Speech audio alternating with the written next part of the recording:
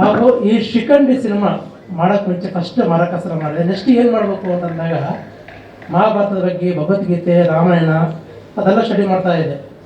ಇದಕ್ಕೆ ಶಿಖಂಡಿ ಸಿನಿಮಾ ಈ ಟೈಟಲ್ ಇಟ್ಕೊಂಡು ಎದಕ್ಕೆ ಮಾಡಬಾರ್ದು ಅಂದಾಗ ಪಾಸಿಟಿವ್ ನೆಗೆಟಿವ್ ಎರಡೂ ಥರದ ಆಲೋಚನೆ ಮಾಡ್ತಾರೆ ಜನರು ಇದನ್ನು, ಶಿಖಂಡಿನ. ಅದಕ್ಕೆ ಈ ಶಿಖಂಡಿನ ಬೇರೆ ರೀತಿಯಲ್ಲಿ ತೋರಿಸ್ಬೇಕು.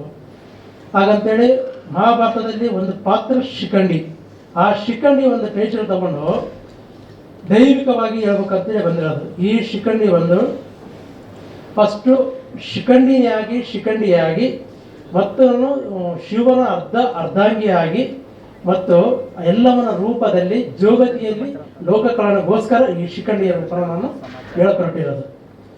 ಆಮೇಲೆ ಈ ನಾನು ಪ್ರೊಡ್ಯೂಸರ್ಗೆ ಕತೆ ಹೇಳ್ಬೇಕಾದ್ರೆ ಪ್ರೊಡ್ಯೂಸರು ಈ ಶಿಖಂಡಿ ಒಂದು ಟೈಟಲಲ್ಲಿ ಒಂದು ಕತೆ ಆಯ್ಕೆ ಮಾಡಿಲ್ಲ, 4 ಕತೆಗಳು ಹೇಳೋಣ ಅವರಿಗೆ.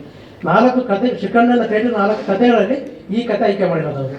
ಅಂದರೆ ಈ ಕತೆನ ಚೂಸ್ ಮಾಡೋಕ್ಕೆ 6 ತಿಂಗಳು ಟೈಮ್ ತೊಗೊಂಡ್ರು ಅವರು. ಅಂದರೆ ಅಷ್ಟು ಸ್ಟಡಿ ಮಾಡಿ ಪ್ರತಿಯೊಂದು ಡೀಟೇಲ್ ಆಗಿ ಮಾಡಿ ಆಮೇಲೆ ಇದಕ್ಕೆಲ್ಲ ತುಂಬ ಹೋಮ್ವರ್ಕ್ ಮಾಡಿ ನಾನು ತುಂಬ ರಿಸರ್ಚ್ ಮಾಡಿ ಮಾಡಿ ಶಿಖಂಡಿ ಈಗಿನ ಜನ್ರೇಷನ್ಗೆ ಶಿಖಂಡಿ ಅಂದರೆ ಬಿಡು ಎಲ್ಲರೂ ನೆಗೆಟಿವ್ ಅದೈತೆ ಅಂದರೆ ಎಲ್ಲ ಕೆಟ್ಟದಾಗಿ ಯೂಸ್ ಮಾಡ್ತಾರಂತ ಆ ಥರ ಎಲ್ಲ. ಇದು ಶಿಖಂಡಿ ಅಂದರೆ ಒಂದು ದೈವ ಸ್ವರೂಪಿ, ಒಂದು ಶಕ್ತಿ ಅಂತ ಹೇಳಕ್ಕೆ ನಾನು ಇಷ್ಟಪಡ್ತಾ ಇದ್ದೀನಿ. ಎಲ್ಲರೂ ಆಲ್ರೆಡಿ ಮೋಷನ್ ಪೋಸ್ಟರ್ ನೋಡಿದ್ದೀರಾ. ಇಷ್ಟು ದಿವಸ ಯೂಶಲಿ ಬೇರೆ ಥರ ಕ್ಯಾರೆಕ್ಟರ್ಸ್ ನಾನು ಪ್ಲೇ ಮಾಡ್ತಿದ್ದೆ. ಫಸ್ಟ್ ಟೈಮ್ ದಯಾ ಅವರು ಶಿಖಂಡಿ ಮೂವಿ ಬಗ್ಗೆ ಹೇಳಿದಾಗ ಅವ್ರು ನನಗೆ ಫಸ್ಟ್ ಕೇಳಿದೆ ಒಂದು, ಈ ಪಾತ್ರನ ನೀವು ಮಾಡ್ತೀರಾ ಅಂತ. ಬಿಕಾಸ್ ಯೂಶಲಿ ಇಷ್ಟು ದಿವಸ ನಾನು ಮಾಡ್ಕೊಂಬಂದಿದ್ದಲ್ಲಿ ಮೇಯ್ನ್ ಲೀಡಾಗಿ ಮಾಡ್ತಾಯಿದ್ದೆ ಆ್ಯಂಡ್ ತುಂಬ ಗ್ಲಾಮರಸ್ ಆಗಿರ್ತಾ ಇತ್ತು. ಸೊ ಈ ಒಂದು ಪಾತ್ರದ ಬಗ್ಗೆ ನನಗೆ ತುಂಬ ಇಷ್ಟ ಆಯಿತು. ಅವರು ಸ್ಟಾರ್ಟಿಂಗ್ ನನಗೆ ಈ ಥರ ಮಾಡ್ತಿದ್ದೀನಿ, ಈ ಥರ ಮೇಕಿಂಗ್ ಇರುತ್ತೆ ಅಂತ ಹೇಳಿದಾಗ ನಾನು ನಂಬಲಿಲ್ಲ. ಬಟ್ ಆಮೇಲೆ ನೆಕ್ಸ್ಟ್ ಡೇ ಒಂದು 2-3 ಮೀಟಿಂಗ್ಸ್ ಆದಮೇಲೆ ಅವ್ರು ನನಗೆ ಇಡೀ ಸಿನಿಮಾ ಹೇಗೆ ಬರುತ್ತೆ ಅನ್ನೋದೊಂದು ಶೋಕೇಸ್ ಮಾಡಿ ತೋರಿಸಿದ್ರು. ಆ್ಯಂಡ್ ತುಂಬಾ ಚೆನ್ನಾಗಿ ಬಂದಿದೆ. ಐ ಆಮ್ ನಾಟ್ ಸುಮ್ಮನೆ ನಾನು ಏನೋ ಹೇಳಬೇಕು ಅಂತ ಹೇಳ್ತಿಲ್ಲ. ಇಷ್ಟು ದಿವಸ ಮಾಡಿದ್ರಲ್ಲಿ ಒಂದು ಡಿಫ್ರೆಂಟ್ ರೋಲ್ನ ನಾನು ಟ್ರೈ ಮಾಡಬೇಕಿತ್ತು ಆ್ಯಂಡ್ ನನ್ನ ಟ್ಯಾಲೆಂಟ್ನ ನಾನು ಶೋಕೇಸ್ ಮಾಡ್ಕೊಬೇಕು ಅಂತ ಇತ್ತು. And playing a transgender role is not that easy ಅನಿಸುತ್ತೆ. ಬಿಕಾಸ್ ಡೇ ಟು ಡೇ ಲೈಫಲ್ಲಿ ನಾವೆಲ್ಲ ನೋಡ್ತಾ ಇರೋದು ನಮ್ಮ ಪರ್ಸ್ಪೆಕ್ಟಿವ್ ತುಂಬಾ ಚೇಂಜ್ ಇದೆ. ಆ್ಯಂಡ್ ಅವರಲ್ಲಿ ಒಂದು ಇಂಪಾರ್ಟೆನ್ಸ್ ಅವ್ರಿಗೆ ಒಂದು ದೇವರ ರೀತಿಯಲ್ಲಿ ನೋಡೋವಂಥ ಒಂದು ಕ್ಯಾಟಗರಿನೇ ಇದೆ. ಸೊ ಅದನ್ನು ನಾವಿಲ್ಲಿ ತೋರ್ಸೋಕೆ ಹೊರಟಿದ್ದೀವಿ. ನಾನು ಈ ಸ್ಟೋರಿ ಕೇಳಿದಾಗ ಫಸ್ಟು ಶಿಖಂಡಿ ಮೂವಿದು ಫಸ್ಟು ನಾನು ಯಲ್ಲಮ್ಮ ದೇವಸ್ಥಾನಕ್ಕೆ ಹೋಗಿ ಬಂದ ತಕ್ಷಣವೇ ನಂಗೆ ಕಾಲ್ ಬಂತು ಗುರುಮೂರ್ತಿಯವ್ರ ಕಡೆಯಿಂದ. ಹೇಳಿದ ತಕ್ಷಣವೇ ಅವರು ಸ್ಟೋರಿ ಹೇಳಬೇಕಾದ್ರೆ ಇದೆಲ್ಲ ಮಾಡ್ತಾರಾ ಅಂದರೆ ಅವರು ಒಂದು ಡೀಟೇಲಿಂಗ್ ಹೇಳ್ತಿದ್ರು. ಅವಾಗ ಅನ್ನಿಸ್ತಿತ್ತು ಇದೆಲ್ಲ ಶೂಟಿಂಗಲ್ಲಿ ಇಷ್ಟು ಪರ್ಫೆಕ್ಟಾಗಿ ಬರುತ್ತಾ ಅಂತ. ಬಟ್ ಅವ್ರು ಏನಂದಿದ್ರು ಅದೇ ರೀತಿಯೇ ಅಷ್ಟು ಡೀಟೇಲಿಂಗ್ ಆಗಿ ಮೂವಿನ ಮಾಡಿದ್ದಾರೆ. ಸೊ ನಾನು ಈ ಒಂದು ಮೂವಿಲಿ ಒಂದು ಪಾರ್ಟ್ ಆಗಿರೋದು ಆ ಒಂದು ಯಲ್ಲಮ್ಮ ತಾಯಿ ಆಶೀರ್ವಾದ ಅಂತಲೇ ಅನ್ಕೋತೀನಿ ನಾನು ಯಾವಾಗಲೂ. ಎಲ್ಲ ಆರ್ಟಿಸ್ಟ್ಗಳು ಇವನ್ ನಿಖಿತಾ, ರಘು ಮತ್ತೆಲ್ಲ ಅದರ್ ಆರ್ಟಿಸ್ಟ್ಗಳು ತುಂಬ ಅಂದರೆ ತುಂಬ ಸಪೋರ್ಟಿವ್ ಆಗಿ ಎಲ್ಲ ಅಷ್ಟು ಚೆನ್ನಾಗಿ ಮೂಡಿ ಬಂದಿದೆ ಮೂವಿ. ಪ್ರವೀಣ್ ಸರ್ಗೂ ಧನ್ಯವಾದಗಳು. ಸೊ ಎಲ್ಲರಿಗೂ ಇಲ್ಲಿ ನೆರೆತಿರ್ತಕ್ಕಂಥ ಎಲ್ಲ ಮೀಡಿಯಾದವ್ರಿಗೂ ನನ್ನ ಹೃತ್ಪೂರ್ವಕ ವಂದನೆಗಳನ್ನ ಹೇಳ್ತೀನಿ. ಧನ್ಯವಾದಗಳು. ನನಗೆ ಫಸ್ಟ್ ಶಿಖಂಡಿ ಅಂತ ಹೇಳುವಾಗ ಸಿನಿಮಾ ಟೈಟಲ್ ಹೇಳಿರಲಿಲ್ಲ, ಕತೆ ಇದೆ ಅಂತ. ದಯಾ ತುಂಬ ಹಳೆಯ ಗೆಳೆಯ ನಂದು ಫಸ್ಟ್ ಸಿನಿಮಾ ಟೈಗರಿಂದನೂ ನಾವು ಒಂದು ಕಾನ್ಸ್ಟೆಂಟ್ ಟಚಲ್ಲಿ ಇದ್ವಿ. ಸೊ ಈ ಸಿನಿಮಾ ಕೇಳಿದಾಗ ನಾನು ಇಲ್ಲ ನೋಡೋಣ ಆಮೇಲೆ ಅಂತ ತೆಲುಗು ಮಾಡ್ತಾ ಇದ್ದೆ ಬೇರೆ ಸಿನಿಮಾ. ಬಟ್ 6 ಮಂತ್ಸ್ ನನ್ನ ಫೋನ್ ಮಾಡಿ ಆಮೇಲೆ ಮಂಗಳೂರು ಮನೆಗೆ ಬಂದುಬಿಟ್ರು. ಊರಿಗೆ ಬಂದು ಇಲ್ಲ ಇಲ್ಲಿದ್ದೀವಿ ನಾವು, ಬನ್ನಿ ಸ್ಟೋರಿ ಕೇಳಿ ಒಂದ್ಸರಿ ಆಮೇಲೆ ನೋಡೋಣ ಅಂತ. ಸೊ ಸ್ಟೋರಿ ಕೇಳಿದ್ಮೇಲೆ ಶಿಖಂಡಿ ಅಂದಾಗ ನನಗೆ ಸಂಚಾರಿ ವಿಜಯ್ ಅವ್ರದ್ದು ಒಂದು ಸಿನಿಮಾ ನೋಡಿ I want to play transgender. Actually ನನಗೆ ತುಂಬ ತುಂಬ ತುಂಬ ಆಸೆ ಇತ್ತು. ಸೊ ಶಿಖಂಡಿ ಅಂತ ಹೇಳಿದಾಗ ಐ ಮೈ ಪ್ಲೇಯಿಂಗ್ ಟ್ರಾನ್ಸ್ಜೆಂಡರ್ ಅಂತ ಕೇಳಿದೆ ನಾನು. ಇಲ್ಲ ಆ ಥರ ಕಾನ್ಸೆಪ್ಟ್ ಅಲ್ಲ ಸರ್, ಇದು ನೀವು ಸ್ಟೋರಿ ಕೇಳಿ ಆಮೇಲೆ ಅಂತ. ಸ್ಟೋರಿ ಇಷ್ಟ ಆಯಿತು. ಸೊ ಇವತ್ತು ತುಂಬ ದಿನ ರಾತ್ರಿ ಕೆಲಸ ಮಾಡಿ ಕಷ್ಟಪಟ್ಟು ಒಂದು ಒಳ್ಳೆ ಒಂದು ಪ್ರಾಡಕ್ಟ್ನ ನಿಮ್ಮ ಮುಂದೆ ಕೊಡಬೇಕು ಅಂತ ನಾವು ಕಂಟೆಂಟ್ ಬೇಸ್ ಸಿನಿಮಾ ಮಾಡ್ತಾ ಇಲ್ಲ ಅಂತ ತುಂಬ ಕಂಪ್ಲೇಂಟ್ ಇದೆ. ಸೊ ಇಲ್ಲಿ ಕಂಟೆಂಟ್ ಇದೆ, ಮೈಥಾಲಜಿ ಇದೆ, ಎಂಟರ್ಟೈನ್ಮೆಂಟ್ ಇದೆ, ಎಲ್ಲದೂ ಇದೆ. ಸೊ ನಿಮ್ಮೆಲ್ಲ ಸಪೋರ್ಟ್ ಇದ್ದರೆ ಖಂಡಿತವಾಗ್ಲಿ ಗೆಲ್ತೀವಿ ಅನ್ನೋ ನಂಬಿಕೆ ನಮಗಿದೆ. Thank you very much. ಅದೇ ಇವಾಗ ನಾವು ಆಗಿರ್ಬೋದು, ಇವಾಗ ಕಾಟೇರ, ಗುರು ಶಿಷ್ಯರು, ಲ್ಯಾಂಡ್ ಲಾರ್ಡ್, ಹೇಗೆ ಒಂದು ಶ್ರಮಿಕರ ನಮ್ದೊಂದು ದಾರಿ ಇಟ್ಕೊಂಡು ನಾವು ಹೇಗೆ ಒಂದು ಕತೆ ಮಾಡ್ತಾ ಬಂದಿದ್ದೀವೋ. ಸೊ ಈ ಶಿಖಂಡಿ ಅಂದರೆ ಒಂದು ವರ್ಗದವ್ರನ್ನ ಅವರ ಹಿನ್ನೆಲೆ, ಅವ್ರ ನೋವುಗಳನ್ನ ಹೇಳೋ ಒಂದು ಪ್ರಯತ್ನ ಆಗಿದೆ ಅಲ್ಲ. ಸೊ ನಮ್ಮೂರವರಾಗಿ ನಾನು ಗುರುಮೂರ್ತಿ ಅವ್ರಿಗೆ ಒಂದು ಹೆಮ್ಮೆಯಿಂದ ಒಳ್ಳೆಯದಾಗಲಿ. ಯಾಕಂದರೆ ಅದೇ ನನ್ನ ಗುರಿನೂ ಅದೇ. ಸೊ ನೀವು ಅದೇ ನಿಟ್ಟಿನಲ್ಲಿ ಪ್ರಯತ್ನ ಮಾಡ್ತಿದ್ದೀರಾ, ಒಳ್ಳೇದಾಗ್ಲಿ. ಒಳ್ಳೆ ಕಂಟೆಂಟ್ ಹಿಟ್ ಮಾಡ್ತಾರೋ ಇಲ್ಲ ನನಗೆ ಗೊತ್ತಿಲ್ಲ ಸರ್, ಅದು ಇತಿಹಾಸವಾಗಿರುತ್ತೆ ಅಷ್ಟು ಮಾತ್ರ ಹೇಳ್ಬೋದು. ಈ ಥರದೊಂದು ಪ್ರಯತ್ನಗಳು ಯಾವತ್ತೂ ಇತಿಹಾಸವಾಗಿರುತ್ತೆ.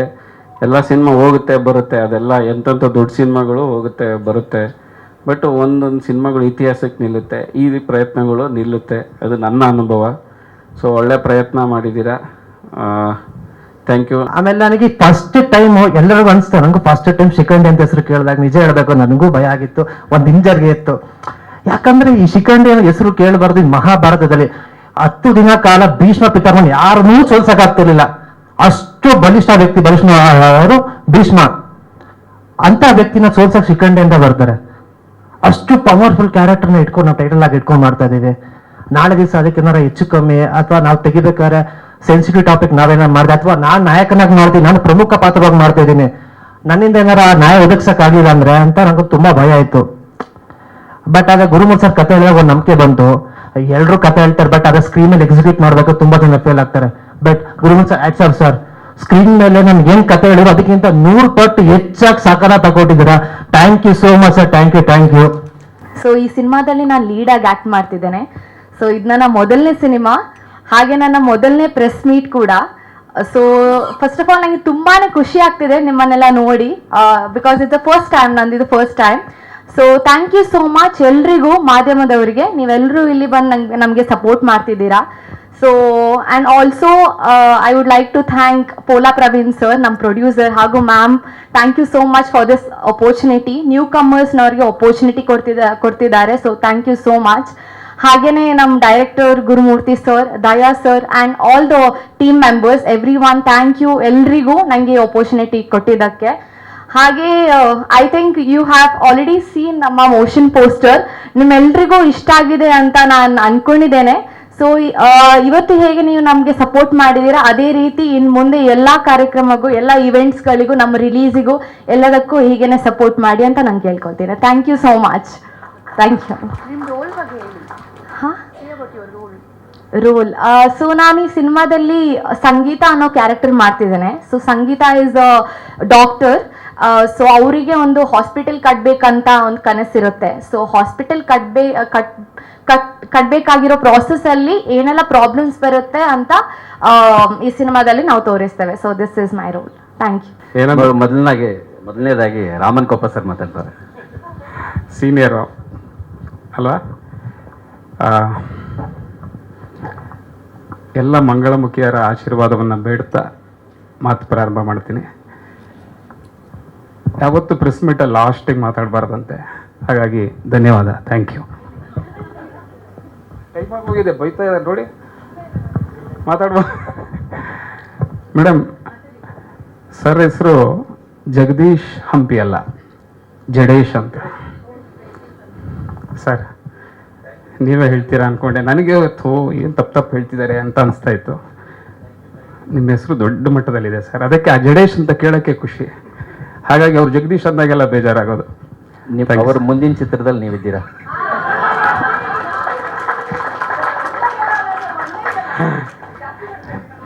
ಇದು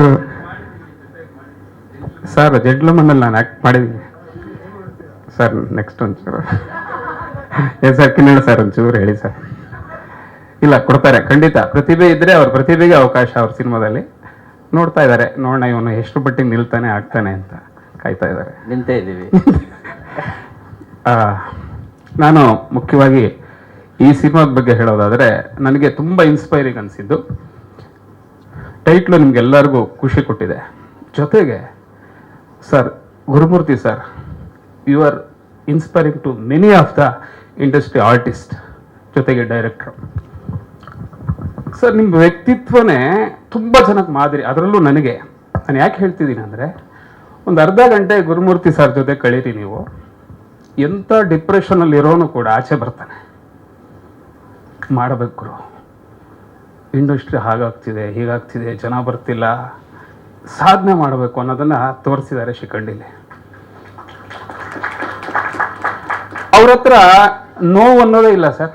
ನಾವು ಅನ್ಕೋತೀವಿ ಫಿಸಿಕಲಿ ಅಥವಾ ಶಾರೀರಿಕವಾಗಿ ಏನೋ ಸಮಸ್ಯೆ ಇದ್ದರೆ ಅಥವಾ ಮಾನಸಿಕವಾಗಿ ಸಮಸ್ಯೆ ಇದ್ದರೆ ಕಳೆದೋಗ್ಬಿಡ್ತೀವಿ. ಮನೇಲಿರ್ತೀವೋ ಡಾಕ್ಟ್ರ್ ಹತ್ರ ಹೋಗೋದು.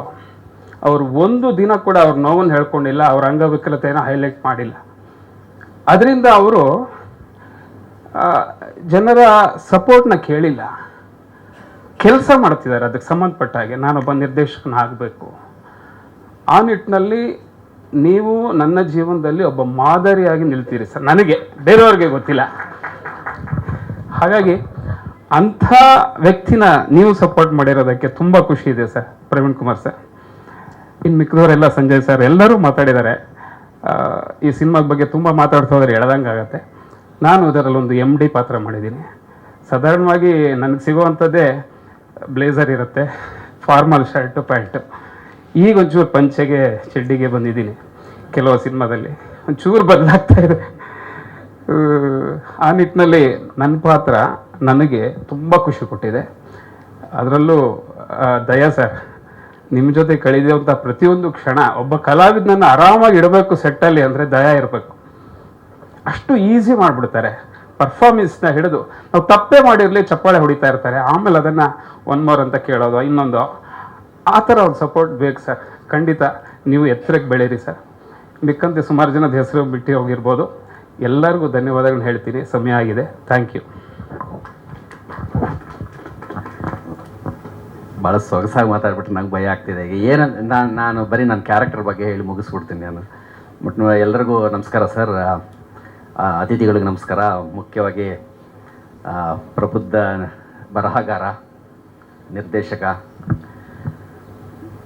ನನಗೆ ಭಾಳ ಇಷ್ಟವಾದ ಟೆಕ್ನಿಷಿಯನ್ ಸರ್ ನವೀನ್ ಸರ್, ನಿಮಗೂ ಧನ್ಯವಾದಗಳು. ಒಂದು ಮೆರುಗು ಬಂದಿದೆ ನಿಮ್ಮೆಲ್ಲರ ಉಪಸ್ಥಿತಿ ಸರ್. ಈ ಶಿಖಂಡಿ ಚಿತ್ರ, ಇದರಲ್ಲಿ ನಾನು ಇವರು MD ಆದರೆ ಇವ್ರ ಹತ್ರ ನಾನು ಎಂಪ್ಲಾಯ್. ನಾನು ಸಿವಿಲ್ ಇಂಜಿನಿಯರ್ ಕ್ಯಾರೆಕ್ಟರ್ ನಂದು. ಹೀರೋ ಫ್ರೆಂಡ್ ನಾನು. ಸೊ ಹೀರೋಯಿನ್ ಏನು ಕತೆ ಹೇಳಿದ್ರು, ನಾನೊಬ್ಬ ಡಾಕ್ಟ್ರು, ಒಂದು ಹಾಸ್ಪಿಟ್ಲ್ ಕಟ್ಟಿಸ್ಬೇಕು ಅಂತ ಇರ್ತೀನಿ ಅಂತ. ಅದನ್ನ ಕಟ್ಟಕ್ಕೆ ಹೋಗೋವಂಥ ಇಂಜಿನಿಯರ್ಸ್ ನಾವೇ. ಹೋಗಿ ಅಲ್ಲೇನು ಅವಸ್ಥೆಗಳಾಗ್ತವೆ, ನಾವು ಹೇಗೆ ಈ ಕತೆಗೆ, ಇಲ್ಲಿ ಪೋಸ್ಟಲ್ಲಿ ಕಾಣಿಸ್ತಾ ಇರೋ ಕತೆಗೆ ನಾವು ಹೇಗೆ ಕನೆಕ್ಟ್ ಆಗ್ತೀವಿ ಅನ್ನೋದೇ ಕತೆಯ ಮೂಲ ಭಾಗ. ನನ್ನ ಕ್ಯಾರೆಕ್ಟ್ರು ತುಂಬ ರೆಗ್ಯುಲರ್ ಫನ್ನಿಯಾಗೇ ಇರುತ್ತೆ. ಬಟ್ ಎಮೋಷ್ನಲಿ ಹೇಗೆ ಕನೆಕ್ಟ್ ಆಗ್ತೀವಿ ಅನ್ನೋದು ಈ ಚಿತ್ರದ ಕತೆ. ಒಂದು ಒಳ್ಳೆಯ ಪಾತ್ರ, ಸ್ಪೇಸ್ ಕೊಟ್ಟಿದ್ದೀರಿ ಗುರುಮೂರ್ತಿ ಸರ್. ಆಮೇಲೆ ಒಂದು ಲಿಬರ್ಟಿ ಕೊಟ್ಟು ಹೇಗೆ ಪರ್ಫಾರ್ಮ್ ಮಾಡೋದಕ್ಕೆ ಇನ್ನೊಂದಷ್ಟು ಇಂಪ್ರೂವೈಸೇಷನ್ಗೆ ಜಾಗ ಮಾಡಿಕೊಟ್ಟಿರ್ತಕ್ಕಂಥ ನಮ್ಮ ಡೈರೆಕ್ಟರ್ ದಯಾ ಅವ್ರಿಗೂ ಧನ್ಯವಾದಗಳು ಸರ್. ಸ್ವಾಮಿ ಸರ್ ಎಲ್ಲಿದ್ದಾರೆ ಗೊತ್ತಿಲ್ಲ, ಅಲ್ಲಿದ್ದೀರ.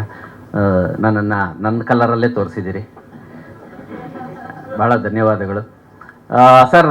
ಜಲೇಶ್ ಸರ್ಗೆ ಪ್ರಶ್ನೆ ಕೇಳಿದ್ದೆ, ಅವ್ರು ಎಷ್ಟು ಚೆನ್ನಾಗಿ ಹೇಳಿದ್ರು ಅಂದರೆ, ಆ್ಯಕ್ಚುಲಿ ಚಿತ್ರದಲ್ಲಿರೋ ತಾಕತ್ನ ಮುಚ್ಚಿಡಬೇಡಿ, ಬಿಚ್ಚಿಡಿ ಅಂತ. ಏನು ಸ್ಟ್ರೆಂತ್ ಇದೆ ಅದನ್ನ ಇಟ್ಕೊಂಡು ಪ್ರಮೋಷನ್ ಮಾಡಿ ಅಂತ. ಸೊ ಅದನ್ನು ಇವಾಗ ಆಲ್ರೆಡಿ ಮೋಷನ್ ಪೋಸ್ಟ್ರಿಂದನೇ ಶುರುವಾಗ್ಬಿಟ್ಟಿದೆ. ನನಗೆ ಇದರ ಮೇಲೆ ತುಂಬ ನಂಬಿಕೆ ಬರ್ತಾ ಇದೆ. ಸುರೇಶ್ ಸರ್, ಪ್ರವೀಣ್ ಸರ್, ನಿಮಗೆ ಧನ್ಯವಾದಗಳು. All the best Yuva, all the best. Thank you.